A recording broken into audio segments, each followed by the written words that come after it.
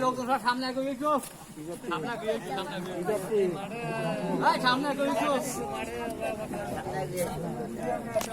ফাঁকা তারিখ 57 লোক 57 লোক মাইক বন্ধ হয়ে যাবে ফাঁকা ঢুকে গেছে